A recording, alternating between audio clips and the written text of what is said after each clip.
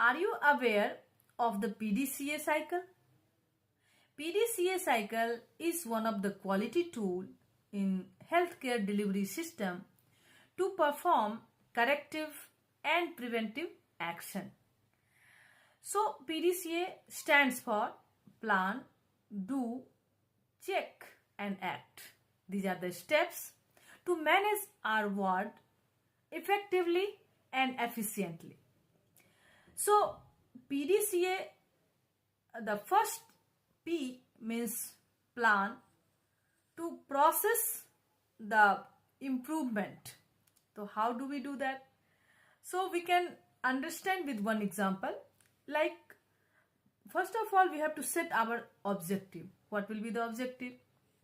Like, to reduce the rate of infection of the patients in our department. So for that, we have already process of improvement becomes the sterilization of dressing drum at the regular intervals, like at every 48 hours, sterilization of our cut open trays, all the instruments, and what we often forget, that is to carry out hand hygiene. So we will process all three these steps. So these comes under the plan, process improvement. Now our second point is do. Do means now that we already have processed, so now it's time to execute the plan.